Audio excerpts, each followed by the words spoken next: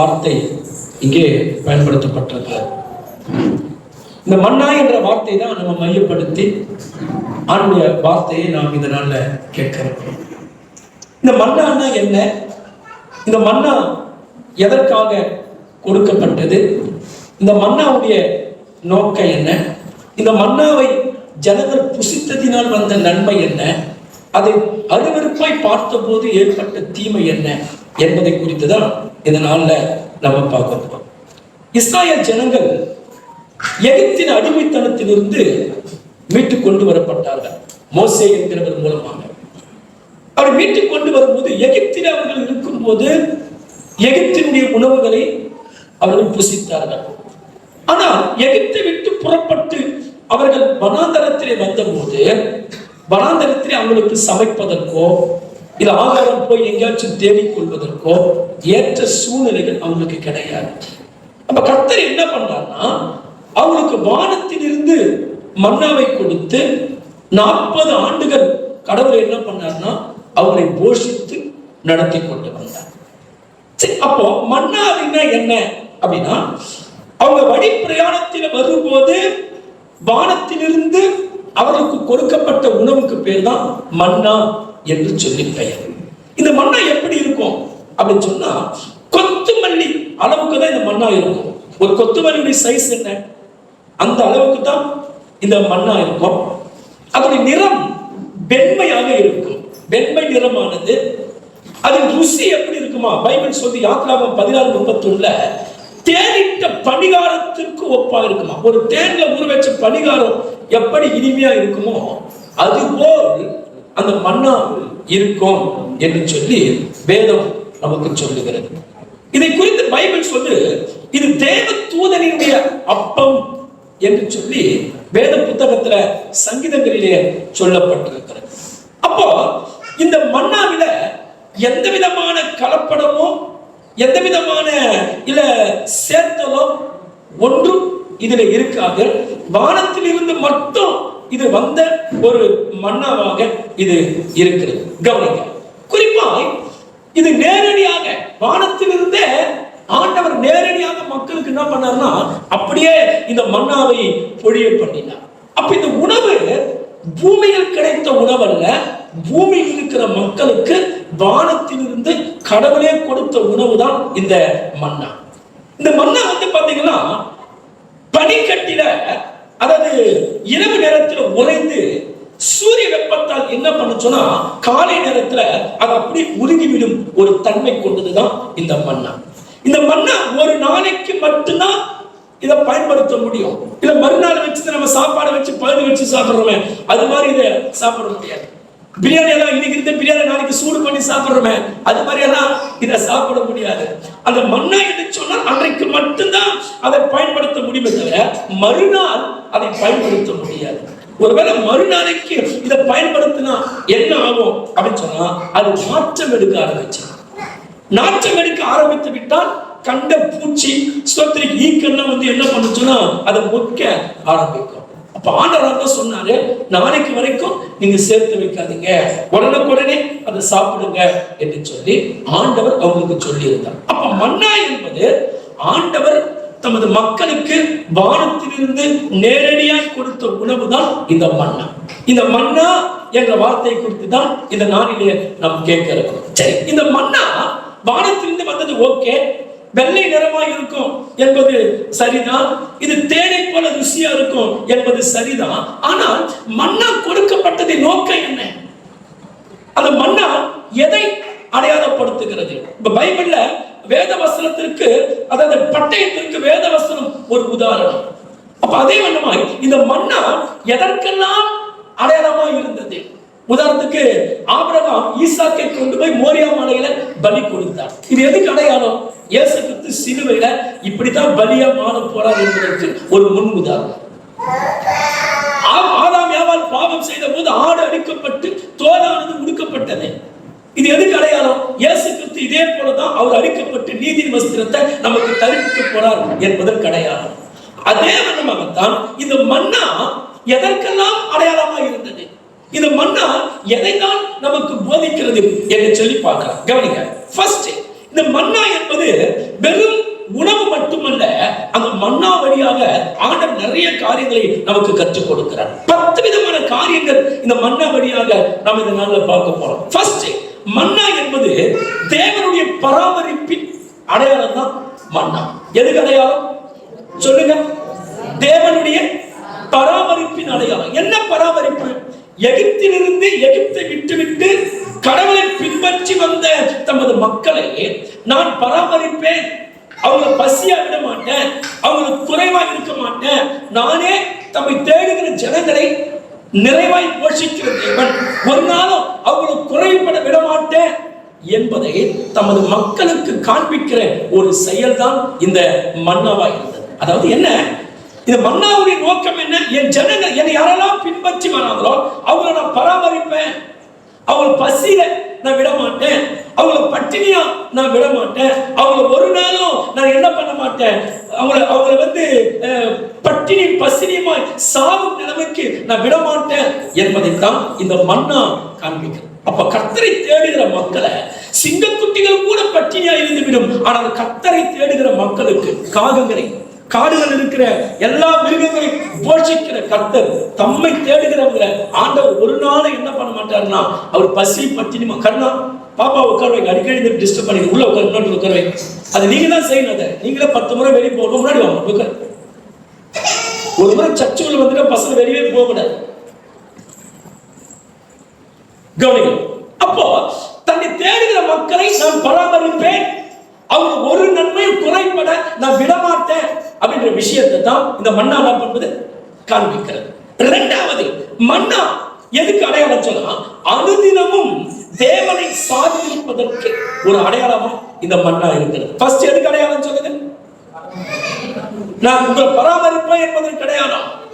இரண்டாவது, அனுதினமும் தேவனை சார்ந்திருக்க வேண்டும் என்பதற்கு இந்த மன்னா ஒரு அடையாளம். என்ன, கடவுள் கொடுக்கிற வரைக்கும் இந்த மன்னாவுக்காக மக்கள் காத்திருக்கணும். இவங்களா ஜெபிக்கும் போது மன்னா கிடைக்காது, இவங்களா வானத்தை போய் பார்க்கும் போது மன்னா கிடைக்காது. குழந்தைங்க டிஸ்டர்ப் பண்ணா சபையில் ஏற்கனவே இருக்கிற கொஞ்சம் வெளியே கொடுங்க பண்ணுங்க. நீங்க கூட்டிட்டு போய் சிஸ்டர் தூக்கிட்டு போனாங்களே அது மாதிரி வெளியே தூக்கிட்டு போய் நீங்க வச்சிருந்தீங்கன்னா பெற்றோர்கள் என்ன பண்ணுவாங்க, வசனத்தை நல்லா கவனிப்பாங்க. ஏன்னா நீங்க சில வாரங்கள் பங்கெடுக்கிறீங்க, சத்தியங்களை கேட்கறீங்க, அவங்க வாரத்துல ஒரு முறை வரதுனால உட்கார்ந்து சத்தியத்துக்கு அப்படி குழந்தை டிஸ்டர்ப் பண்ணா மற்றவங்க தூக்கிட்டு போங்க, இருக்கிறவங்களை கேட்க விடுங்க. சரிங்களா? அவங்களும் கத்தி. ஆனா 10 பேர் கேட்காம போறதுக்கு ஒரு ஆள் வெளியே போயிட்டு நின்று 10 9 பேர் கேட்கறது நல்லது. அதை நீங்களாவே செய்யுங்க, கர்த்தர் உங்களை ஆசீர்வதிப்பார். அப்போ இந்த மன்னாவை இவங்களா போய் பார்த்து பெற்றுக்கொள்ள முடியாது. கடவுள் கொடுக்க வேண்டிய நேரத்துல தான் இந்த மன்னாவை என்ன பண்ணுவார்னா கொடுப்பார். அவருடைய நேரம் வரும்போதுதான் இந்த மன்னாவை கொடுப்பார். அப்போ இது எதை காண்பிக்கிறது அப்படின்னு சொன்னா, நான் நினைக்கிற நேரத்துல ஒண்ணு நடக்காது, அவர் நினைக்கிற நேரத்துல ஒண்ணு நடக்கும் என்பதை காண்பிக்கிறது. நிறைய நேரத்துல பாருங்க, கடவுள் என்ன உயர்த்த மாட்டாரான்னு சொல்லி நாம ஒரு நேரத்தை முன் வச்சிருப்போம். யோசேப்பு மாதிரி சில நெருக்கத்திலிருந்து சில சிறையிலிருந்து வெளியே போயிட மாட்டோமான்னு சொல்லி நாம ஒரு தேதியை முன்குறிச்சு வச்சிருப்போம். சில காரியங்களை கட்டிட மாட்டோமா அப்படின்னு சொல்லி நாம சில காரியங்களை முன்குறிச்சு வச்சிருப்போம். சேர் வந்து பொத்து இருக்காதீங்க, அடிக்கடி சொல்லி இருக்காதீங்க, தூக்கி உட்காந்து இப்படி போடுங்க, தரந்து இருக்காதீங்க. கவனிங்க. அப்போ நாம் நினைக்கும் நேரத்தில் அல்ல, நாம் நினைக்கும் நேரத்தில் உயர்த்தவோ நாம் நினைக்கும் நேரத்தில் ஆசீர்வதிக்கப்படவோ முடியாது. கர்த்தர் நம்மை உயர்த்துற வரைக்கும், கர்த்தர் நம்ம படி அளக்கிற வரைக்கும், கர்த்தர் நம்ம போஷிக்கிற வரைக்கும் அவரையே நாம் சார்ந்திருக்க வேண்டும் என்பதைத்தான் இந்த மன்னா நமக்கு பாடம் கற்றுக் கொடுக்கிறது. வேதம் சொல்லி 1 பேதுரு 5:6 ஏற்ற காலத்தில் ஆகையால் ஏற்ற காலத்தில் தேவன் உங்களை உயர்த்தும்படிக்கு அவருடைய பலத்த கரங்களுக்குள் என்ன பண்ணிருங்க. அப்ப இது மன்னா என்ன பாடம் கற்றுக் கொடுக்கிறது? நம்முடைய தேவைகளுக்காக அவரை சார்ந்து நிற்கிறோம் என்பதை கற்றுக் கொடுக்கிறது. வேற யாரும் சார்ந்து நிற்க வேணாம். உறவுகளையோ சொந்தங்களையோ இல்ல மத்தவங்களையோ இவங்களால என் வாழ்க்கை கட்டப்படும் சொல்லி மத்தவங்களை சார்ந்து நிற்க வேணாம், கடவுளையே சார்ந்து நில்லுங்கடா என்பதைத்தான் இந்த மன்னா என்ன பண்ணுது சொன்னா இவர்களுக்கு கற்றுக் கொடுக்கிறது. மூன்றாவது, மன்னா எதுக்கு அடையாளம் சொன்னா திருப்தியின் அடையாளம் தான் மன்னா. என்ன, இஸ்ரவேல் மக்களை திருப்தியா இருக்கும்படிக்கு தேவன் மன்னாவை கொடுத்தார். அவங்க பசியை பட்டினிமா நடப்பதற்கு அல்ல, அவங்க நொந்து போயிருக்கணும், பசியா இருக்கணும், அவங்க துக்கத்தோடு இருக்க வேண்டும் என்பதற்காக அல்ல, அவங்களை திருப்தியா போஷிக்கணும், அவங்க குறைவா இருக்கக்கூடாது. அப்ப மன்னா என்பது திருப்தியாய் தமது மக்களை நான் போஷிப்பேன் என்பதற்கு அடையாளம். அப்ப ஆண்டவர் தம்மை தேடுகிற மக்களை அவர் திருப்தியாய் போஷிப்பாரே தவிர, திருப்திகரமாய் நடத்துவதை தவிர, அவர் பட்டுதும் படாததுமாய் கொடுத்து நம்மளை அறமுறையாய் நடத்தக்கூடிய தெய்வம் அவர் அல்லவே அல்ல. அதான் பெர்க்மன் சாஹிப் ஒரு பாட்டு பாடாரு, திருப்தியாக்கி நடத்திடுவார், தேவைகளை சந்திப்பார், மீதம் எடுக்க வைப்பார், பிறருக்கு கொடுக்க வைப்பார், மீதம் எடுக்க வைப்பார், பிறருக்கு கொடுக்க வைப்பார். பாடி கொண்டாடுவோம், கோடி நன்றி சொல்லுவோம், சொல்லுங்க, பாடி கோடி நன்றி சொல்லுவோம். 5 அப்பங்களை 1000 பெருக செய்தார், 1000 பெருக செய்தார், 5000 நாட்களுக்கு வயிறார உணவளித்தார். இயேசு 5000 நாட்களுக்கு வயிறார உணவளித்தார். சொல்லுங்க பார்க்கலாம், பாடி கொண்டாடுவோம், கோடி நன்றி சொல்லுவோம், கோடி நன்றி சொல்லுவோம். நான்காவது, இந்த மன்னா எதற்கு அடையாளம் அப்படின்னு சொல்லி பார்த்தீங்கன்னா, இயேசு கிறிஸ்துவுக்கு ஒரு அடையாளம் இந்த மன்னா. இயேசு சொன்னார் யோவான் 6:35, ஜீவ அப்பம் நானே, ஜீவ அப்பம் வானத்திலிருந்து வந்த ஜீவ அப்பம் நானே என்று சொன்ன. அப்போ மன்னா இந்த மக்களுக்கு கொடுக்கப்படுதுன்னா இயேசு தன்னை கொடுத்தார் என்று அர்த்தம், இயேசு தன்னை கொடுக்க போறார் அர்த்தம். அப்ப மன்னா என்பது இயேசு கிறிஸ்துவுக்கு ஒரு அடையாளமாக இருக்கிறது. கவனிங்க, எப்பவுமே கிறிஸ்து நமக்காக தேவனால் வானத்திலிருந்து அனுப்பப்பட்ட மன்னாதான் இயேசு. எப்படி மன்னா வானத்திலிருந்து இஸ்ரவேல் மக்களுக்கு கிடைத்ததோ அதே போலத்தான் தேவன் தமது ஒரே பேரான குமாரனை, வார்த்தையாக இருந்தவரை, காணக்கூடாதவரை, கண்டிராதவரை, சுவாதிகளின் பிதாவை, சேரக்கூடாத ஒளியிலே வசிக்கிறவரை, எல்லாரும் காணும்படிக்கு வானத்திலிருந்து நமக்கு மன்னாவை போல கொடுக்கப்பட்டவர் தான் ஆண்டவராகிய இயேசு கிறிஸ்து. அப்போ மன்னா அப்படின்னா இயேசுவுக்கு அது ஒரு அடையாளம். அப்போ அவரே நம்முடைய ஆத்ம பசியை தீர்க்கக்கூடிய மன்னா. இஸ்ரவேல் ஜனங்கள் மன்னாவை எதுக்கு சாப்பிட்டாங்க? அவங்க பசி தீர்வதற்காக. அப்ப இயேசு கிறிஸ்து யார்? நம்முடைய ஆத்ம பசியை தீர்க்கக்கூடியவர், நம்முடைய சரீர பசியை தீர்க்கக்கூடியவர், நம்முடைய ஆவிக்குரிய பசியை தீர்க்கக்கூடிய மன்னாவாக இயேசு கிறிஸ்து இருக்கிறார் என்பதைத்தான் இங்கே காட்டுது. இயேசு இல்லாம ஒரு ஆத்ம திருப்தியாகவே முடியாது. வயிறு திருப்தியா இருக்கும், சரிங்களா? ஆனா இயேசு கிறிஸ்து இல்லாம ஒரு மனுஷனுடைய ஆத்மா இந்த உலகத்துல திருப்தி அடையவே அடையாது. அப்ப இயேசுதான் ஆத்ம பசியை போக்கக்கூடிய உணவு அவர்தான், ஆவிக்குரிய பசியை தீர்க்கக்கூடிய ஜீவ அப்பம் அவர்தான். அடுத்தது, ஐந்தாவது, இந்த மன்னா வேத வசனத்திற்கு அடையாளம். எதற்கு அடையாளம்? சொல்லுங்க, எது அடையாளம்? பைபிள் சொல்லுது, உபாகமம் 8:3 சொல்லப்பட்டிருக்கிறது, மனுஷன் அப்பத்தினாலே மாத்திரமல்ல தேவனுடைய வாயிலிருந்து புறப்படுகிற ஒவ்வொரு வார்த்தையினாலும் பிழைப்பார். அப்போ மன்னா என்பது கர்த்தருடைய வசனத்திற்கு அடையாளமாக இருக்கிறது. அப்ப இந்த மன்னாவை சாப்பிடும் போதெல்லாம் ஜனங்கள் வலுப்பட்டார்கள். இந்த மன்னாவை புசிக்கும் போதெல்லாம் நடப்பதற்கு ஏதுவான பலன் அவர்களுக்கு கிடைத்தது. எதிரிகளை ஜெயிக்கக்கூடிய பலன் அவர்களுக்கு கிடைத்தது. இந்த உலகத்துல நாம கூட, நமக்கும் எதிரிகள் உண்டு, நமக்கு இந்த உலகத்துல பாடுகள் உண்டு. நம்முடைய எதிரி பிசாசு தான். நமக்கு முன்னாடி இருக்கிற பிரச்சனைகள், பாவங்கள், இவை எல்லாவற்றையும் நாம் ஜெயிக்க வேண்டுமானால் வசனம் என்கிற மன்னாவை ஒரு மனிதன் உட்கொள்ளாம, வசனம் என்ற மன்னாவை ஒரு மனிதன் புசிக்காம, வசனம் என்ற மன்னாவை குறித்து ஒருவன் செவிகளால் கேட்காம ஒரு மனிதன் உலகத்தையோ பாவத்தையோ அவனால் ஜெயிக்கவே முடியாது. வேதம் சொல்கிறது, வாலிபர்களே நீங்கள் பலவான்கள் ஆனபடினால் நான் உங்களுக்கு எழுதுகிறேன், வேத வசனம் உங்களிலே நிலைத்திருக்கிறபடினால் நான் எழுதுகிறேன், நீங்கள் பொல்லாங்கனை ஜெயித்தபடினால் நான் உங்களுக்கு எழுதுகிறேன் என்று சொல்லுது. அப்போ கர்த்தருடைய பிள்ளைங்க, இந்த உலகத்தை நாம் ஜெயிக்க வேண்டுமானால், இங்க இருக்கிற உங்களுடைய பிள்ளைங்க இச்சைகளை, பாவத்தை, உலக ஆசைகளை உங்க பிள்ளைகள் நீங்களும் ஜெயிக்க வேண்டுமானால் மன்னா என்ற இந்த அனுதினம் சத்தியத்தை நீங்கள் புசிக்க வேண்டும், நீங்கள் உட்கொள்ள வேண்டும். அப்போதுதான் நீங்களும் உங்கள் பிள்ளைகளும் இந்த உலகத்தில் வெளிச்சமாய் ஜீவிக்க முடியும். ஏன்னா உலகம் கெட்டி கிடக்கிறது, உலகம் பாவத்துல இன்னைக்கு முழுகி கிடக்கிறது. இப்பேற்பட்ட இந்த உலகத்துல நம்முடைய பிள்ளைகள் பயணிக்கிறார்கள். நம்முடைய பிள்ளைங்க போயிட்டு ஸ்தோத்திரிக்கிறோம், வேலைகளாக வந்து கொண்டிருக்கிறார். அவர்கள் ஜெயிக்க வேண்டுமானால் படிப்பறிவை வச்சு உங்க பிள்ளைங்க பாவத்தை ஜெயிக்க முடியாது. வேத வஸ்திரம் என்ற மன்னா உங்க பிள்ளைங்க கேட்கலனா, வேத வஸ்திரம் என்ற மன்னாவை நம்முடைய பிள்ளைங்க புசிக்கலனா இந்த உலகத்துல அவங்க சீர்கெட்டு போயிடுவாங்க. அதனால வேத வஸ்திரம் என்ற மன்னாவை ஒவ்வொரு நாளும் உங்க பிள்ளைகளுக்கு நீங்கள் உணவாய் கொடுங்க. காலையிலே அந்த உணவை கொடுங்கள், இரவிலே அந்த உணவை உட்கொள்ள கொடுங்கள். அடுத்தது ஆறாவது, மன்னா என்பது தாழ்மைக்கு அடையாளம். எதுக்கு அடையாளங்க? எதுக்கு அடையாளம்? அவரவர் புசிக்கிற அளவுக்கு தான் மன்னா எடுக்கணும், நிறைய எடுத்து வச்சுக்க கூடாது. அப்ப என்ன, ஒரு ஓமர் அளவு மட்டும்தான் மன்னா எடுக்க வேண்டும். அதை மீறி எடுத்தா அது ஆண்டவருடைய பார்வையில ஸ்தோத்திரிக்கிறோம் தவறுதலாக தெரியுது. அப்போ இது எதுக்கு அடையாளம் சொன்னா தாழ்மைக்கு அடையாளம். ஒருத்தர் ஸ்தோத்திரிக்கிற பெருமையா இருந்த மன்னா என்பது தாழ்மைக்கு அடையாளம். அடுத்தது கவனிங்க, மன்னா என்பது தேவ பிரசனத்தை அதிகாலையில தேடுவதற்கு அடையாளம். எதுக்கு அடையாளம்? தேவ பிரசனத்தை.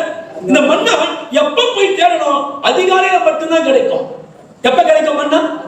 சாயங்காலம் போனா கிடைக்காது. இத மதிய நேரத்துல காலையில நல்லா தூங்கிட்டு, ஒரு 10 மணி நேரம் நல்லா தூங்கிட்டு, நல்ல தூக்கமா இருக்கு, டயர்டா இருக்கு, ஒரு 2 மணிக்கு போய் பாத்துக்கலாம் அப்படின்னு சொல்லி போனா மன்னா கிடைக்காது. அதிகாலையில எழுந்து போக வேண்டும். நல்ல வெளிப்பாடு கிடைக்கணும், நல்ல தரிசனம் கிடைக்கணும், நல்ல பலன் கிடைக்கணும், கர்த்தருடைய வார்த்தையை கேட்கணும், கர்த்தருடைய சத்தத்தை கேட்கணும் அப்படி நினைச்சீங்களா அதிகாலையில மணிக்கணக்காய் ஜெபிக்கிற அனுபவம் நமக்கு வேணும். சில பிள்ளைங்க கிட்ட ஆண்டவர் பேசுற விஷயங்களை பகிர்ந்து கொள்வேன்.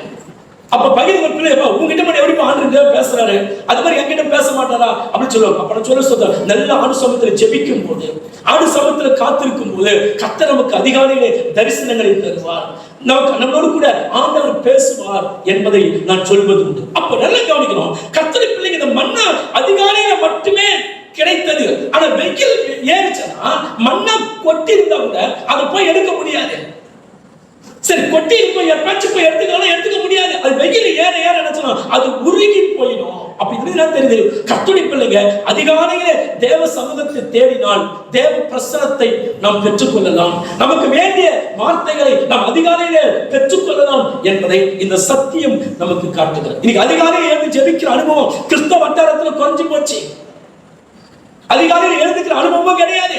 அதிகாலையில் எழுந்து ஜெபிக்கிற காரியமும் இன்னைக்கு கிறிஸ்தவத்துல குறைஞ்சு போச்சு. அதிகாலையில் தேடுகிறவன் என்னை கண்டடைவான் என்று ஆண்டவர் சொன்னார்.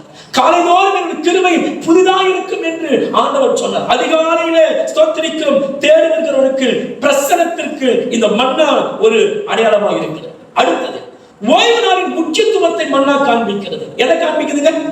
எதை காண்பிக்கிறது? ஓய்வு நாளிலே மன்னா இருக்காது.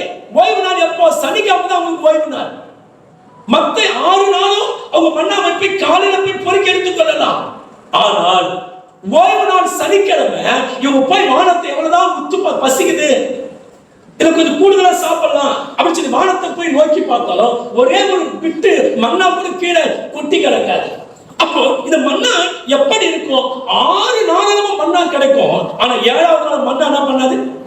அப்போ இந்த மன்னா நமக்கு என்ன பாடத்தை கற்றுக் கொடுக்கிறது அப்படின்னு சொன்னா, ஓய்வு நாளை சரீர தேவைகளுக்காக செலவிடக் கூடாது என்பதை இந்த சத்தியம் நமக்கு கற்றுக் கொடுக்கிறது. நமக்கு எது ஓய்வு நாள்? ஞாயிற்றுக்கிழமை தான் ஓய்வு நாள். யூதர்களுக்கு சனிக்கிழமை தான் ஓய்வு நாள். அப்ப சனிக்கிழமை என்ன பண்ணுவாங்க? ஓய்வு இருந்து எந்த வேலையும் தோட்டத்தை கூட தண்ணி விட மாட்டாங்க, லைட் சுவிட்ச் கூட போட மாட்டாங்க, தோட்டங்களுக்கு தண்ணீர் காட்டவோ இல்ல ஏதாச்சும் ஸ்தோத்திரிக்கிறோம் ஒரு காரியத்தை செய்யவோ ஒன்றையும் செய்ய மாட்டார்கள். ஓய்வு நாளில் ஓய்ந்திருந்து குடும்பமாய் கடவுளை ஆராதனை செய்வார்கள். அப்போ இந்த சத்தியம் நமக்கு என்ன கற்றுக் கொடுக்கிறதுனா, ஒரு மனிதன் சரீர தேவைகளுக்காக அவன் ஓய்வு நாளை ஸ்தோத்திரிக்கிறோம் வீணாய் செலவிடக்கூடாது. அவன் ஓய்வு நாளை சரீர தேவைகளுக்காக செலவிடாம, இல்ல பணம் சம்பாதிக்கிற நோக்கத்துக்காக ஒருத்தர் ஓய்வு நாளை செலவிடாம, இல்ல மத்தவங்க போனாதான் என் கூட பேசுவாங்கன்னு சொல்லி மத்தவங்களை பிரியப்படுத்துவதற்காக ஓய்வு நாளை செலவு பண்ணக்கூடாது. கடவுளுக்காக அந்த நாளை செலவு பண்ணணுன்றத பைபிள் காமிக்குது. கவனிங்க, அப்ப கர்த்தருடைய பிள்ளைங்க ஓய்வு நாளை நம் கடவுளுக்காகவே செலவிட வேண்டும். அந்த நேரத்தை நம்ம யாரும் வயிற்று பசிக்காத நேரத்தை செலவு பண்ணக்கூடாது. நாலு காசு போய் இதனால சம்பாதிச்சா 4 காசு சம்பாதிக்க முடியும், அப்படி செலவிடக்கூடாது. ஓய்வு நாள்ல போயிட்டு நீ ஆராதனை விட்டுட்டு நீ சம்பாதிக்கிறது அது பைபிள் நமக்கு கற்றுக் கொடுக்கிற ஒரு பாடம். ஓய்வு நாளை மீறி யார் போய் பணிகளை செய்யறாங்களோ பைபிள் சொல்லு அவங்க மனசுல மகிழ்ச்சி நம்ம போயிடுமா. சில நேரத்தில் ஜெபிப்போம், நல்லா ஜெபம் பண்ணுவோம், எல்லாத்தையும் பங்கெடுப்போம், ஆனா மகிழ்ச்சி மட்டும் இருக்காது. என்ன சொல்லி பாத்தீங்களா, ஏதோ ஒரு சத்தியத்தை மீறிக்கிட்டு இருப்போம். பைபிள் சொல்லுது ஓய்வு நாளை உன் மனமகிழ்ச்சி நாள் என்று நினைக்கணுமா. அப்ப கர்த்தருடைய பிள்ளைக்கு ஓய்வு நாளை மீறக்கூடியவங்களுக்கு மனசுல மகிழ்ச்சி இருக்காது. அப்ப ஓய்வு நாளை வயிற்று பிடிப்புக்காக ஓய்வு நாளை செலவிடக் கூடாது. இல்ல துக்கத்துக்கு போறேன், கர்மாந்தத்துக்கு போறேன், அங்க போறேன், ஃப்ரெண்டுங்க கோச்சுப்பாங்க, ஓய்வு நாளை அற்பத்தனமான காரியங்களுக்காக நாம் செலவிடக் கூடாது. அப்ப மன்னா என்ன கற்றுக்கும், 6 நாள் எடுத்து வச்சுக்க, ஆனால் 7வது நாள்ல உன் சரீர தேவைக்காக நீ செலவிடாத, கடவுளுக்காக அந்த நேரத்தை செலவிட வேண்டும் என்பதைத்தான் இந்த சத்தியம் நமக்கு ஸ்தோத்திரிக்கிறோம் வலியுறுத்து. கர்த்தரை தேடுவதற்கும் குடும்பத்துடன் ஆராதிப்பதற்கும் அந்த நாளை நாம் செலவிட வேண்டும். ஓய்வு நாள்னா கடவுளை ஆராதிக்கிறது கடவுள் கொடுத்த நேரம். நான் சுத்துறதுக்கு எனக்கு அந்த ஓய்வு நாளை கடவுள் கொடுக்கல. நான் சுத்தி வருவதற்காக எனக்கு ஓய்வு நாளை கர்த்தர் கொடுத்தார் அல்ல. ஓய்வு நாள்ல ஓய்ந்திருக்க வேண்டும், குடும்பமாய் அமர்ந்திருந்து கடவுளை ஆராதிக்க வேண்டும். அந்த நாளை வேற எந்த காரியத்திற்காகவும் நாம் செலவிடக் கூடாது. ஓய்வு நாள் என்ன பண்ணக்கூடாது, நம்மளை எதிர்மாறாக செய்வோம் பாருங்களேன். பைபிள் ஒன்று சொன்னா அதுக்கு மாறாத நம்ம செய்வோம். இதெல்லாம் செஞ்சுட்டு கடவுளை ஆஸ்வதிக்கணும்னு சொல்லுவோம். ஆனா பைபிள் சொல்லுது ஓய்வு நாளை வேற எதற்காகவும் நாம் செலவிடக் கூடாது. அதற்கு தான் நாம் முக்கியத்துவம் கொடுக்கணும் என்பதை வேதம் நமக்கு தெள்ள தெளிவாய் இங்கே நமக்கு கற்றுக் கொடுக்கிறது.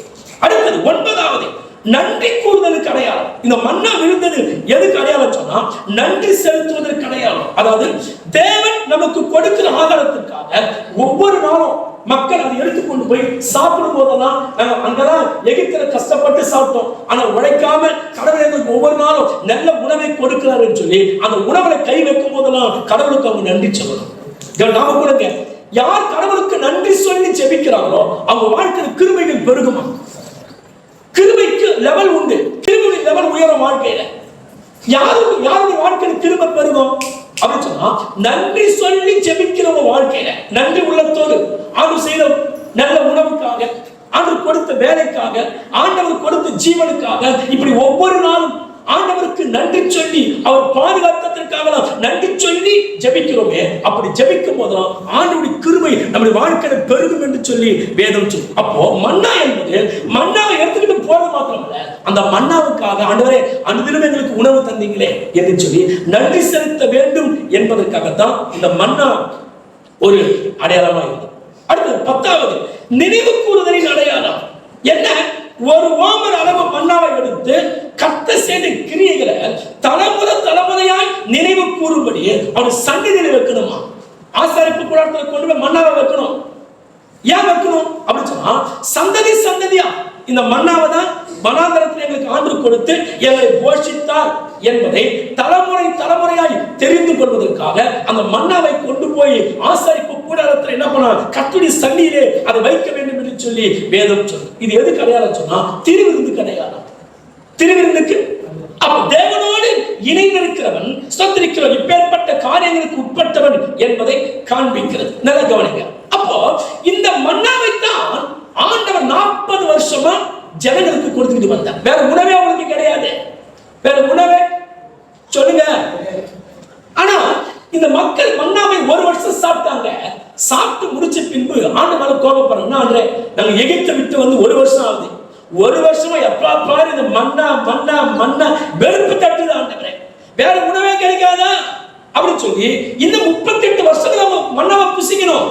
ஆனா 1 வருஷம் சாப்பிட்ட போதே அவங்களுக்கு சலிப்பு உண்டாகி விட்டது. அவங்க ஆண்டு சமூகத்தில் நொந்து கொள்றாங்க. நாங்கள் எகிப்தில கீரையை சாப்பிட்டோம், வெள்ளை பூண்டு சாப்பிட்டோம், வெங்காயம் சாப்பிட்டோம், அதை சாப்பிட்டோம், இதை சாப்பிட்டோம், ஆனா வனாந்தரத்துல வந்து மன்னாவை மட்டுமே சாப்பிட்டுக்கிட்டு இருக்கிறீங்க அப்படின்னு சொல்லி மோசே இடத்துல போய் முறையிடுறாங்க. நல்ல கவனிங்க. அப்படி முறையிடும் போது மோசே அதற்கு வேற மாதிரி ஒரு பதில் சொல்றாரு. கவனிங்க. இப்ப ஏன் இந்த உணவு ஆண்டு கொடுத்தார்? மன்னாவை தவிர வேற உணவு கொடுத்திருக்க கூடாதா? கவனிங்க. எந்த இடத்துல ஒரு மனிதனுக்கு எப்பேற்பட்ட உணவை கொடுத்தால் அது அவனுக்கு நன்மை என்பதை கடவுள் அறிவார். ஒரு மனிதனை எப்ப உயர்த்தணும் கடவுளுக்கு தெரியும். ஒரு மனிதனை எப்ப ஆசீர்வதிக்கணும், எந்த நேரத்துக்கு எதை கொடுக்கணும், எதை கொடுக்க கூடாது தெரியும். ஒரு பிள்ளைங்க ஜுரம் அடிக்கும் போது தாய் கொண்டு போய் ஸ்தோத்திரிக்கிறோம், தை சாப்பாடு கூட்டி விட முடியுமா? தாய்க்கு தெரியும் ஒரு பிள்ளைக்கு எந்த நேரத்துல சாப்பாடு கொடுக்கணும், எப்படிப்பட்ட சாப்பாடு கொடுக்கணும், எந்த நேரத்துல எதை கொடுக்கணும் அப்பாவுக்கு தெரியாது. அப்பா கண்டது கொடுன்னு சொல்லுவாரு, அவர் தூரமா தான் இருப்பாரு.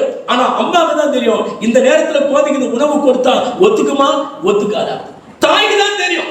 அதே ஒரு தாய்க்கு ஒரு பிள்ளைக்கு எதை கொடுக்க வேண்டும் என்ற அறிவு இப்படி இருக்குமானால் கடவுளுக்கு தெரியும் எந்த நேரத்துல எந்த பிரயாணத்துல எப்படிப்பட்ட உணவு கொடுக்கணும், எந்த காலகட்டத்துல எந்த மாதிரி உணவு, சோதனையில உங்களை எப்படி நடத்தணும், இன்பத்துல உங்களை எப்படி கையாளணும் என்பதை எல்லாவற்றும் கடவுள் என்ன பண்ணார்னா அறிந்திருக்கிறார். அப்போ மன்னா என்பது எப்படி சொல்லி பார்த்தோம், மன்னாவினுடைய அடையாளம் என்ன சொல்லி பார்த்தோம். ஆனா இந்த மன்னாவை குறித்து இவங்க என்ன நினைச்சாங்க, ருசி உள்ளது, வெள்ளை நிறம் கொண்டது, தேனை போல அது இருக்கும், அது இவ்வளவுதான் எடுத்து சாப்பிடணும். அப்பேற்பட்ட இந்த மன்னா எதற்கு அடையாளம் சொல்லி பார்த்தோம். ஆனா இப்படியெல்லாம் கொடுக்கப்பட்ட இந்த மன்னாவை இவங்க என்ன நினைச்சாங்க அப்படின்னு சொன்னா பைபிள் சொல்லு இவங்க மனசுக்கு அது வெறுப்பா இருந்துச்சாங்க. எப்படி இருந்ததா, எப்படி இருந்ததா? இப்பேற்பட்ட மன்னா எந்த அடையாளத்தோட ஆண்டவர் கொடுத்தாலும் அந்த மன்னா ஒரே ஒரு வருஷம் தான் சாப்பிட்டாங்க. அப்பவே முறுமுறுக்க ஆரம்பிச்சிட்டாங்க. நான் ஒரு வருஷம் முழுக்க இந்த மன்னா தான் சாப்பிடணுமா, முறுமுறுப்பு. பைபிள் சொல்லு அந்த மன்னாவை ஏளனமா நினைச்சாங்களா, எப்படி நினைச்சாங்களா?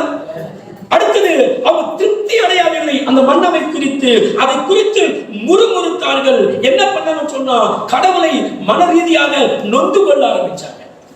அப்போ ஒரு மனிதன் மன்னாவை குறித்து வெறுப்பாய் பார்க்கிறான் என்று சொன்னால் மன்னாவினால் வரக்கூடிய எல்லா ஆசீர்வாதத்தை வெறுப்பா பார்க்கிறான்னு அர்த்தம். சரிங்களா? கவனிங்க. குறிப்பாய் இந்த இவங்க மன்னாவை வெறுத்தது ஒரு பிரச்சனை. ஆனா இன்னொரு பக்கம் எகிப்தின் உணவுக்காக ஏங்குறாங்க. எதுக்காக ஏங்குறாங்க? எதுக்காக? அதாவது மன்னாவை வெறுத்தார்கள். அப்ப மன்னாவை வெறுத்தாங்கன்னா வேற எந்த உணவு வேணும்? சில வீட்டுல பிள்ளைங்களுக்கு சாப்பாடு போடுவோம், இந்த சாப்பாடு எனக்கு வேணாம். அப்ப இந்த சாப்பாடு வேணாம்னா வேற என்ன கேக்குதுன்னு அர்த்தம்? ஃப்ரைட் ரைஸ் கேக்குதுன்னு அர்த்தம், இல்ல பிரியாணி கேக்குதுன்னு அர்த்தம், ஏதோ ஒண்ணு கேக்குதுன்னு அர்த்தம். அப்ப இந்த சாப்பாடு வேணாம் இந்த பிள்ளைங்க. கவனிங்க. அப்போ இந்த மன்னா எங்களுக்கு வேண்டாம் என்று சொன்னால் அப்ப வேற எந்த உணவுக்காக இவங்க இருக்கிறாங்க? இவங்க சொல்றாங்க எகிப்திலே நாங்கள் புசித்தோமே, எகிப்தில சாப்பிட்ட உணவு என்று சொல்லி எகிப்து உணவுக்காக அவங்க கஷ்டப்படுறாங்க. கவனிக்கணும். எகிப்திலிருந்து கவனிங்க, அன்றைக்கு எகிப்திலே நடந்த அந்த பாடம் இன்றைக்கும் நமக்கு இது பாடங்களை கற்றுக் கொடுக்கிறது. அதாவது சுமார் 3400 வருஷங்களுக்கு முன்பாக இருந்த இஸ்ரவேல் மக்களுடைய நிலைமையை நாம் இன்னைக்கு பார்த்துக்கிட்டு இருக்கோம்.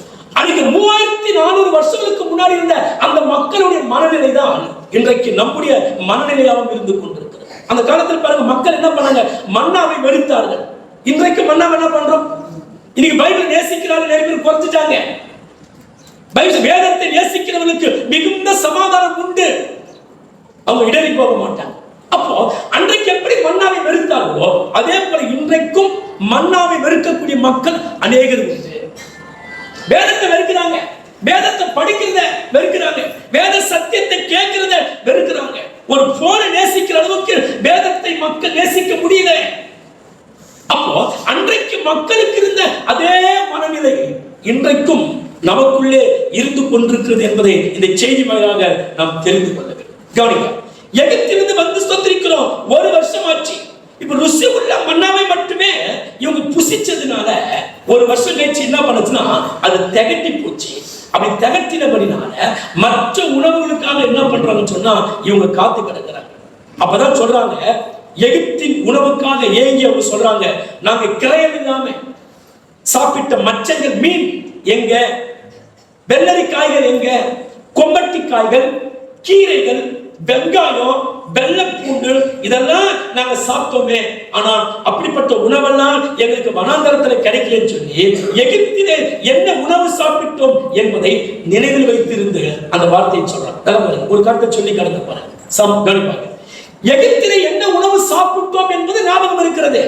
வெள்ளைப்பூண்டு சாப்பிட்டோம், வெங்காயம் சாப்பிட்டோம், அப்புறம் கீரை சாப்பிட்டோம், மச்சங்கள் சாப்பிட்டோம், வெள்ளரிக்காய் சாப்பிட்டோம், கொம்மட்டிக்காய் சாப்பிட்டோம், அதெல்லாம் ஞாபகம் இருக்குது. ஆனா எகிப்தில கஷ்டப்பட்டவரை கர்த்தர் மீட்டு கொண்டு வந்தாரே, எவ்வளவு கஷ்டப்பட்டோம் அது நினைவில் இல்லை. பார்வோனுக்கு கீழே கல் அறுத்தோமே அது நினைவுக்கு வரல. அடிமைத்தனமா வேலை செஞ்சோமே அது நினைவுக்கு வரல.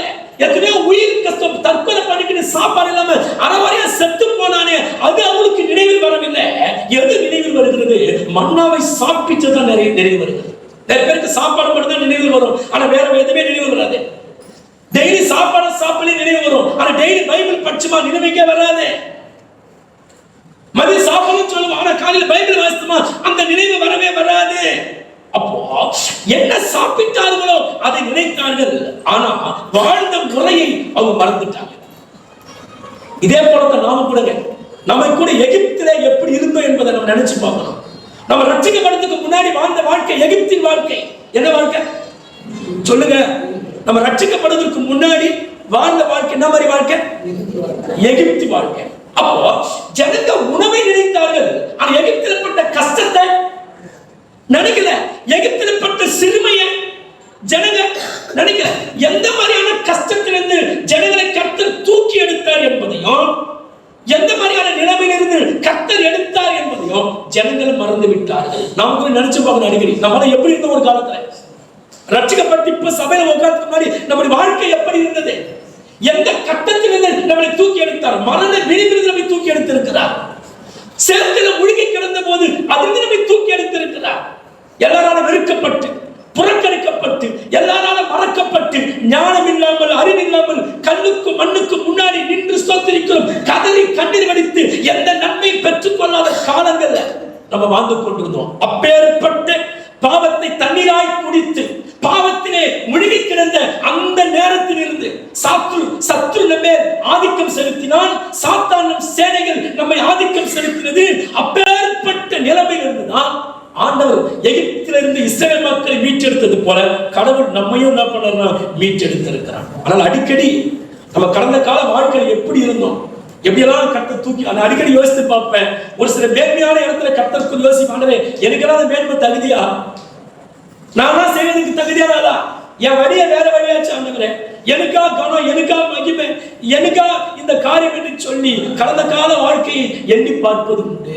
அதான் ஒருத்தர் பாடினாரு, சேற்றில் விழுந்த என்னை அவர் தூக்கி எடுத்தார், நாற்றமெல்லாம் ஜீவரத்தும் கொண்டு கழுவினார், கொண்டு கழுவினார். எனக்கு தெரிஞ்சவங்க பாடுங்க, மனம் திரும்பி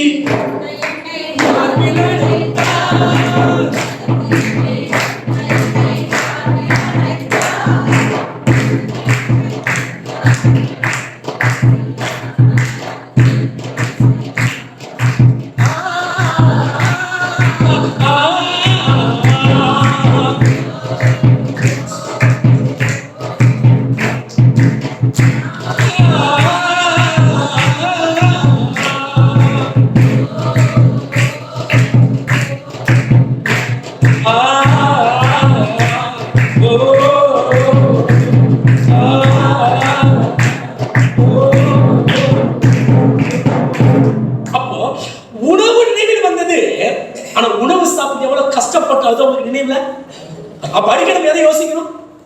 நான் எப்படியெல்லாம் வாழ்ந்தேன், எங்கெல்லாம் இருந்தேன், அப்படிப்பட்ட ஆளை கழுவி பரிசுத்தப்படுத்தி கண்ணை திறந்து, கண்ணு கூட இருந்தது, எங்கெங்க போய் விழுந்து கிடந்தோம். அப்பேற்பட்ட நம்ம மனக்கண்ணை திறந்து நம்மளை கொண்டு வந்து வெளிச்சமாய் கர்த்தர் மாற்றி உலகத்தில் இருக்கிற எப்பேற்பட்ட படிச்சவன் செய்யற தப்பும் எவ்வளவு மனத்தனம் என்று அறிகிற அளவுக்கு நமக்கு அறிவையும் ஞானத்தையும் கொடுத்து நம்மளை பிரகாசமாய் வைத்திருக்கிறார். அப்புறம் அடிக்கடி நினைக்கணும், ஐயோ கடந்த காலத்தை எப்படியெல்லாம் வாழ்ந்தேன், அதை நினைச்சு பார்க்கணும். ஆனா ஜனங்க சாப்பிட்ட உணவை நினைச்சாங்க, ஆனா கஷ்டப்பட்ட வாழ்க்கைய நினைச்சு பார்க்கல. அப்ப என்ன பண்ணாங்க? இந்த உணவு கிடைக்காதனால இப்ப மோசே முறுமுறுக்க தொடங்கிட்டாங்க. மண்ணா எதுக்கனால யாரும் சொல்லி பார்த்தோம். அப்பேற்பட்ட மண்ணாவை புசித்த போது இவங்க என்ன பண்ண சொன்னா, கடவுளை முறுமுறுக்க ஆரம்பிச்சாங்க. முறுமுறுத்தது மாத்திரமல்ல, அந்த எகிப்து உணவு மறுபடியும் எங்களுக்கு கிடைக்கணும்னு சொல்லி எகிப்தை குறித்து சிந்தனை அவங்களுக்கு இருந்தது. கவனிங்க, கடவுளை பின்பற்றி போவதிலே திருப்தி இல்லாத வாழ்க்கை தான் இது காண்பிக்கிறது. கடவுளை பின்பற்றி வந்துட்டான், ஆனா விளைவெல்லாம் எங்க இருக்குது? எகிப்தில். அப்ப எதை காண்பிக்கிறது? அவன் கடவுளை திருப்தியா தேடுறது காண்பிக்கிறது. கடவுளை மனநிறைவாக தேடல, ஏதோ ஜஸ்ட் சும்மா போயிட்டு இருக்கு, ஆனா மனசுல எங்க இருக்குது அவனுக்கு? அவன் உடம்புலதான் சொந்திருக்கிறோம், வனாந்தரத்துல பயணம் பண்ணிக்கிட்டு இருக்கு, ஆனா அவன் மனசெல்லாம் எங்க இருக்குன்னு சொன்னா எகிப்தின் உணவுக்காக காத்து கிடக்கிறது. அவன் விட்டு வந்த அந்த உணவுக்காக அவன் இயங்குவது எதை காண்பிக்கிறதுனா, பாவ வாழ்க்கையின் இன்பங்களை அவன் நினைக்கிறான்றது காண்பிக்கிறது. பழைய பாவ வாழ்க்கையினுடைய இன்பங்களை நினைக்கிறான். அவன் உணவுக்காக இயங்குவது எதுக்கு அடையாளம்?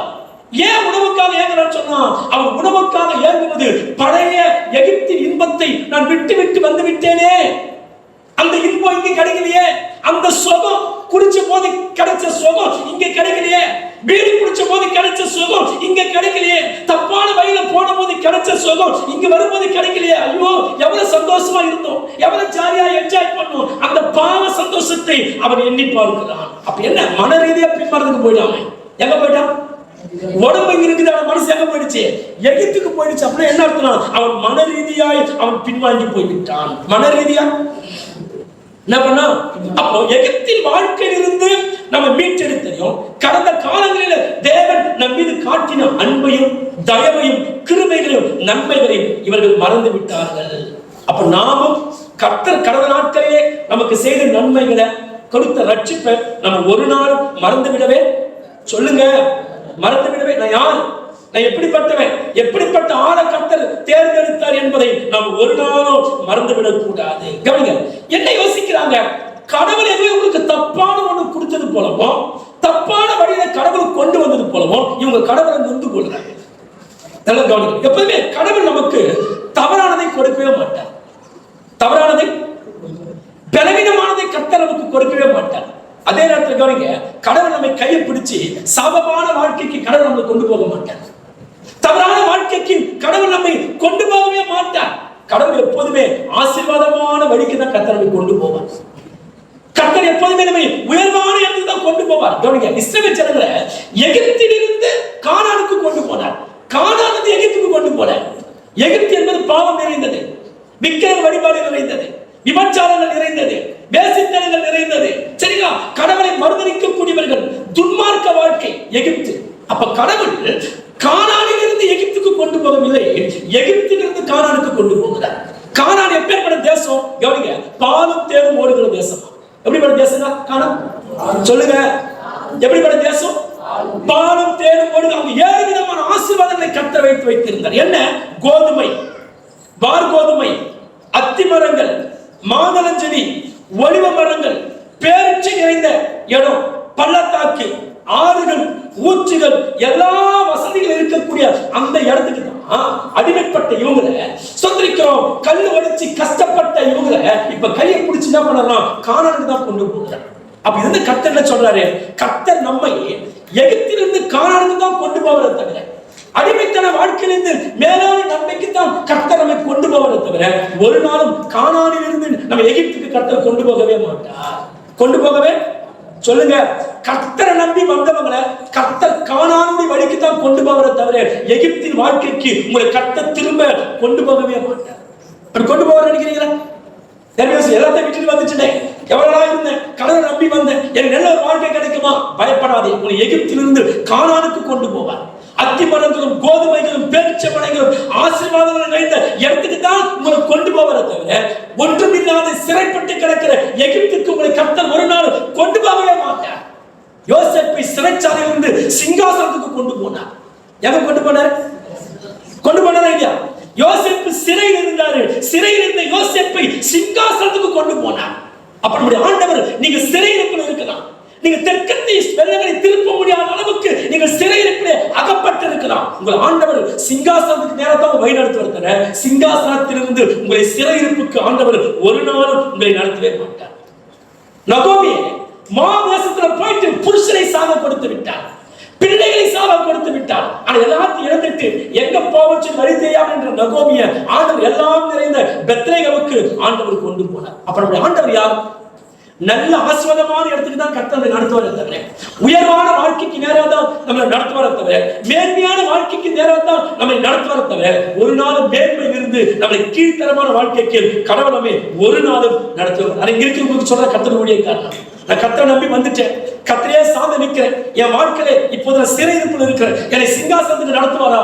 நிச்சயமாய் நடத்துவார், நிச்சயமா நடத்துவார். கானான் நிறைந்த அந்த ஆசீர்வாதங்களுக்குள்ள எப்படி மக்களை நடத்தி கொண்டு போனாலும் அதே வண்ணமாய் கர்த்தர் தம்மை பின்பற்றுகிற மக்களை எகிப்திலிருந்து சொத்திரிக்கும் கானானுக்கு தான் கொண்டு போவதை தவிர, மோவாபில் இருந்து பெத்லேகேமுக்கு தான் கொண்டு போவதை தவிர, சிறையில் இருந்து சிங்காசனத்துக்கு தான் கொண்டு போவதை தவிர எதிர்மாற கர்த்தர் செய்யவே மாட்டார். எதிர்மாற செய்வே, சொல்லுங்க, சொல்லுங்க பாக்கலாம், செய்வாரா?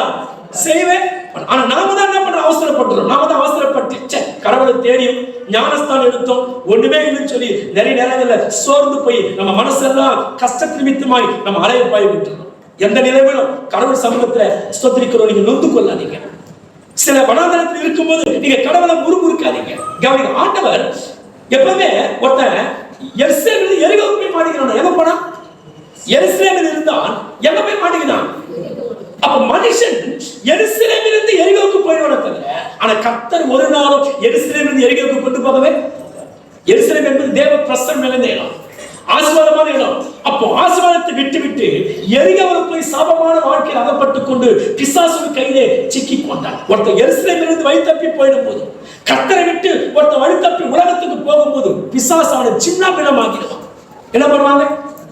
பிசாசு நம்ம மேல மீண்டும் ஆதிக்கம் செலுத்தாமல் இருக்க வேண்டுமானால் கர்த்தருக்குள்ள நம்ம ஊன்ற ஞானஸ்தானம் எடுத்த பிள்ளைங்க கர்த்தரை விட்டு வடிவெளிக்கு போயிடக்கூடாது, பின்மாற்றத்துக்கு போயிடக்கூடாது, கோவில் குலம் சொல்லி அலையக்கூடாது. அது எங்க கொண்டு போவோம்? உங்க வறட்சியான வாழ்க்கைக்கு கொண்டு போயிடும், பாதுகாப்பு இல்லாத வாழ்க்கைக்கு உங்களை கொண்டு போயிடும், சாபமான வாழ்க்கைக்கு உங்களுக்கு பிசாசு அந்த நாளுக்காக காத்திருக்கிறான். எப்பறம் என் காணலை விட்டு வெளியே வருவான், எப்ப கட்டுரை கட்டுப்பாட்டை விட்டு வெளியே வருவான்னு சொல்லி சத்ருவானவன் காத்து கொண்டிருக்கிறான். அப்படி போவோமானால் நம்மையும் நம்முடைய வாழ்க்கையும் சத்ரு சின்ன பின்னமாக்கி விடுவான்.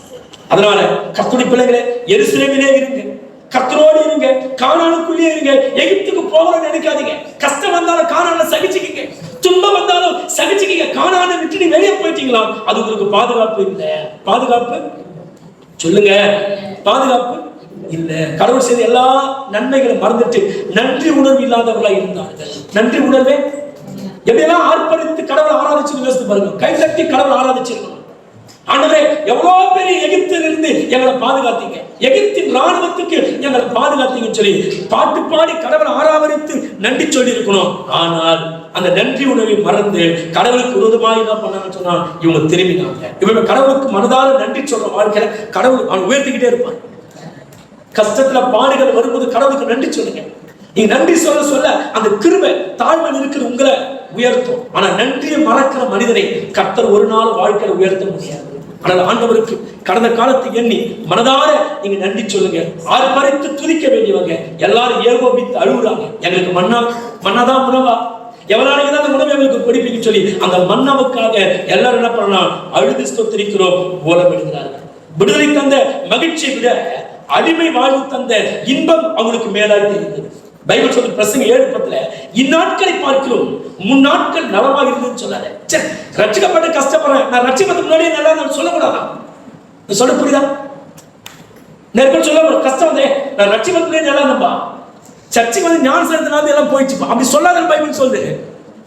இந்நாட்களை பார்க்கிறோம், ரட்சிக்கப்பட்டு இந்த நாட்களை பார்க்கிறோம், ரட்சிக்கப்படாமல் இந்த முன்னாட்கள் நலமாக இருந்து சொல்லாதே. அப்படி சொல்வது புத்திசாலித்தனம் அல்ல, அப்படி சொல்வது ஞானம் அல்ல. யார் சொல்லுவாங்க? மூடன் தான் அப்படி சொல்லுவாங்க. ஞானம் இல்லாத மூடை, கிறிஸ்தவ வாழ்க்கை குறித்த அறிவில்லாத மூடன் தான் அப்படி எல்லாம் சொல்லுவான் என்பதை குறித்து வேதம் இங்க தெளிவாய் சொல்லுகிறது. கவனிங்க, இவங்க விடுதலை வேணும்னு நினைச்சாங்க, ஆனா விலைக்கரை கொடுக்க மறுத்தாங்க. ஆசீர்வாதம் வேணும்னு நினைச்சாங்க, ஆனா அடிபணிந்து போக மாட்டோம்னு நினைக்கிறாங்க. நமக்கு விடுதலை வேண்டுமானால் நாம் விலைக்கரை கொடுக்கணும். நம்ம ஆசீர்வாதமாய் மாற வேண்டுமானால் அடிபணிந்து போகணும் கடவுளுக்கு. அப்பதான் கடவுள் என்ன பண்ண முடியும் சொல்லுங்க. அப்ப என்ன சொல்ல, மன்னாவை குறித்து இவங்க வேதனையா எண்ணி இப்ப மோசே இடத்துல போயிட்டு ஆண்டவரை முறுமுறுக்கிறாங்க. என்ன பண்றாங்க? சரி, இந்த முறுமுறுப்பு எங்க இருந்து வரும் அப்படின்னு சொன்னா, அளவரையான மனசோட கடவுளை தேடுறான் பாருங்க, அவனுக்கு தான் அடிக்கடி முறுமுறுப்பு வரும். நிறைய பேர் பாருங்க எதை சொன்னாலும் முறுமுறுத்துட்டே இருப்பான். ஏன்? அளவர மனசோடு யாரெல்லாம் கடவுளை தேடுறாங்களோ அவங்களுக்குள்ளதான் முறுமுறுப்புகள் அதிகமா இருக்கும். கடவுள் அடிக்கடி முறுமுறுப்பாங்க. அடுத்தது, இருமனம் யாருக்கெல்லாம் இருக்கிறதோ அவங்கதான் அடிக்கடி முறுமுறுக்க ஆரம்பிப்பாங்க.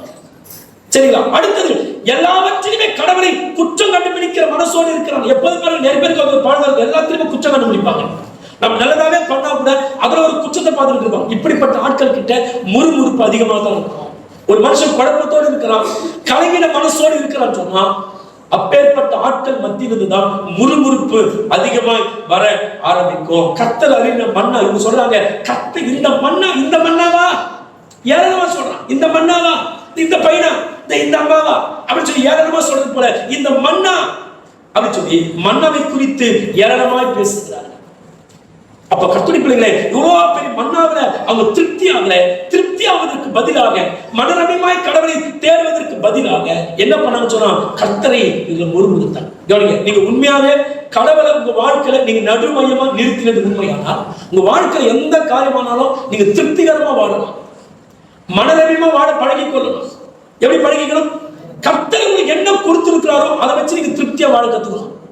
உண்மையாவே கர்த்தர் நீங்க நேசிக்கிறீங்க, கர்த்தர் உங்க நடுவில் இருக்கிறார், கர்த்தரோடு நீங்க நடக்கிறது உண்மையானால், உங்களை கர்த்தர் எந்த பொசிஷன்ல வச்சு உங்களை எப்படி வச்சிருக்கிறாரோ அந்த லெவல்ல நீங்க திருப்தியா வாழ கற்றுக்கொள்ளணும். திருப்தியா மனரமியமாய் வாழ கற்றுக்கொள்ளவே தவிர ஒரு நாள் முறுமுறுக்கவே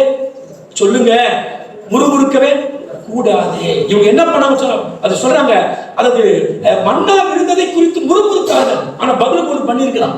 இவங்க மோசே கிட்ட போய், எங்க மன்னாவை தவிர ஒரு ஒண்ணுமே இல்லையா, எல்லாம் ஜோம் பண்ணலாமான்னு சொல்லி இவங்க ஆண்டவரை நோக்கி ஜெபித்து இருக்கலாம். ஆனால் அழுது சத்தமிட்டு புலம்பினார்கள். மான்கள் பாத்தீங்களா, காட்டுல போற மான்கள் நீரோடை பார்த்து வாஞ்சித்து கூப்பிடுமா, காதலில் ஒவ்வொரு நாளும் அதிகாலை உணவுக்காக கதறுகிறது. அப்ப ஆண்டு சொல்ல, இஸ்ரவேல் மக்கள் தன் தேவைக்காக என்னை நோக்கி சத்தமிடுவான், என்கிட்ட பேசுவான்னு சொல்லி நினைச்சேன், ஆனா என்கிட்ட பேசல, அவங்களுக்குள்ளேயே பேசிக்கிறாங்க. என்ன பண்ணாங்க? நிறைய பேர் ஜெபிப்பாங்கன்னு சொல்லி ஆண்டு நினைக்கிறாரு, ஆனா ஜெபம் வர மாட்டேங்குது. அவங்களுக்குள்ளேயே பேசிக்கிறாங்க. நிறைய நேரத்தில் பாருங்க, நம்ம கடவுள் நோக்கி ஜெபிக்கணும்னு நினைக்கிறேன், அவர்கிட்ட நம்ம பேச நினைக்கிறோம், ஆனா நம்ம அவர்கிட்ட பேச மாட்டோம், நமக்குள்ளாகவே நம்ம பேசிக்கிறோம். அப்ப எப்படி ஆட்சி கடவுளை பேசுவான் என்று கடவுள் நினைச்சாரு, ஆனா இவனோ அந்த சிந்தை இல்லாமல் இவன் என்ன பண்ணான்னு சொன்னா போய்விட்டான். அதுக்கு பதில் என்ன பண்ணான்? கர்த்தரை இவன் முறுமுறுத்தான். கர்த்தர் என்ன பண்ணிட்டான் சொல்லுங்க? முறுமுறுப்பு என்பது ஒருத்தன் குழந்தையா இருக்கிறான் என்பது கிடையாது. கஷ்டம் வரும்போது, பிரச்சனை வரும்போது, பாடுகள் வரும்போது ஒருத்தன் எப்ப பாரு கடவுளை முறுமுறுத்துக்கிட்டே இருக்கிறான்னு சொன்னா அவன் இன்னும் கிறிஸ்துவுக்குள்ள பச்சில குழந்தையா இருக்கிறான்னு அர்த்தம். எப்படி இருக்கிறாங்க? அப்ப கர்த்தருடைய பிள்ளைங்க எந்த நிலைமையும் முகம் மலர்ந்து மனரமியமாய் நம்ம கடவுளை தேடி வாழணுமே தவிர ஒரு நாளும் இல்லாத காரியங்களுக்கெல்லாம் கடவுளை நம்ம முறுமுறுக்கவே. குடும்பத்துல பெண்கள் இருக்கிற வருமானத்தை வச்சு வாழ கத்துக்கணும், அதை வச்சு நீங்க முறுமுறுக்க கூடாது. அதே மாதிரி சபையில ஊழியக்காரங்க உங்களை கண்டிக்கும் போதோ, உங்களுக்கு சத்தியத்தை எடுத்து சொல்லும் போதோ, உங்களை கண்டித்து சரியான பாதையில நடத்த முயற்சிக்கும் போதோ, அப்படி கண்டிக்கிறவங்களை நீங்க முறுமுறுக்க கூடாது. அப்படி முறுமுறுத்தீங்களா லைஃப்ல நீங்க சீர்கெட்டு போகக்கூடிய சூழ்நிலை நம்ம வாழ்க்கையில உண்டாகிவிடும். பைபிள் சொல்லி இவங்க இப்படி எல்லாம் செய்ததுனால, இவ்வளவு நன்மை செஞ்சோம் நன்றி சொல்வதற்கு பதிலாக முறுமுறுத்து அந்த உணவை ஏராளமா பார்த்து வெறுத்ததுனால என்ன ஆச்சுன்னா, கடவுள் கொஞ்ச காலம் பொறுத்துக்கிட்டாரு, ஆனா அப்புறம் பொறுக்கல. என்ன ஆச்சுன்னா, பூமி தன் வாயை பிளந்து அநேகரை விழுங்கி போட்டதா. என்ன பண்ணுச்சா? யாரு? தாத்தான், அபிராம், ஸ்தோத்திரிக்கிறோம், கோராகு, 3 கூட்டம். தாத்தான் என்றால் என்ன அர்த்தம் சொன்னா, வாதாடுகிறதில் சிறந்தவன். தாத்தான் என்ற வார்த்தைக்கு என்ன அர்த்தம் சொல்லுங்க? நிறைய பேர் வாதாடுறது கில்லாடியா இருப்பாங்க, டப்பு கட்டிட்டு பேசுவாங்க, ஆனா பொறுமையா போவது தெரியவே தெரியாது. கர்த்தருடைய எப்பயுமே புஸ்தகத்தை வாதாடாதீங்க, அது உங்க லைஃப் ஸ்பாயில் ஆகிடும். கணவன் மனைவி ஒருத்தருக்கு வந்து வாதாடினா உங்க லைஃப் சின்ன பின்னமாயிடும், நீங்க தனியாக நிற்க வேண்டிய சூழ்நிலை ஏற்பட்டுரும். விட்டு கொடுத்து பொறுமையா இருந்து போக கத்துக்கிட்டா வாழ்க்கையை காத்துக் கொள்ளலாம். எவனுக்கு விட்டு கொடுக்க மனமில்லையோ, எந்த பெண்ணுக்கு பொறுமையா இருக்க மனமில்லையோ, எந்த பெண்ணை வாய் ஆயிட்டு திறக்கிறாளோ அந்த பெண் தனியாக இருக்கக்கூடிய ஒரு சூழ்நிலை வாழ்க்கையில உண்டாகிவிடும். அப்ப தாத்தான் என்றால் வாதாடுவதிலே சிறந்தவன். அவனை மாதிரி பேச முடியாது, அவனை மாதிரி குறுக்கு கேள்வி கேட்க முடியாது, அப்படி வாதாடுகிற ஒரு மனுஷன். அடுத்தது நல்ல கவனிங்க, அடுத்தது ஸ்தோத்திரிக்கிறோம். என்ன சொன்னா, அபிராம் என்றால் பெரிய இடத்து மனிதன். என்னவா? பெரிய இடத்து. அடுத்தது கோராகு என்றால் வெட்டவெறி. இந்த வார்த்தையில ஏன் அர்த்தம் சொல்றேன்னா, இவங்க 3 பேருமே கர்த்தரை மதிக்கல, முறுமுறுத்தாங்க. தனக்கு ஒரு கூட்டத்தை தேடிக்கிட்டு என்ன பண்ணாங்க சொன்னா, மோசேக்கு விரோதமாய் எழுப்பினாங்க. பாருங்க, மதிக்க தெரியாதவங்க எப்பவுமே வாதாடி கொண்டே இருப்பாங்க. புருஷனை மதிக்க தெரியாதவங்க புருஷனோட வாதாடிக்கிட்டே இருப்பாங்க. ஒரு பாஸ்டர் மதிக்க தெரியாதவங்க பாஸ்டரோடு வாதாடிக்கிட்டே இருப்பாங்க. என்ன காரணம்? மதிப்பு தெரியல. உங்களுக்கு மதிப்பினுடைய மேன்மை உங்களுக்கு தெரிந்தால் நீங்கள் யாரோடு நீங்கள் வாதாட மாட்டீங்க, வாதாடவே மாட்டீங்க. என்ன ஆச்சுன்னா, இப்படி சொல்லிக் கொண்டிருக்கும் போதே பூமி தன் வாயை பிளந்து எல்லாரையும் விழுங்கி போட்டது. இந்த செய்தி என்ன கற்றுக் கொடுக்குது? கர்த்தரை அவமதிக்கிறவர்கள் பசுமையான புல்லை போல அல்ல, அவங்க வெட்ட வெளியா மாறுவாங்க, அவங்க அழிக்கப்பட்டு போவாங்க. அதனால கர்த்தரை அவமதிக்காதீங்க. கர்த்தரை மதித்து யாரெல்லாம் வாழ்கிறாங்களோ அவங்களாம் ஆசீர்வதிக்கப்படுவாங்க என்பதை தான் இந்த செய்தி நமக்கு கற்றுக் கொடுக்கிறது. சொல்லுங்க.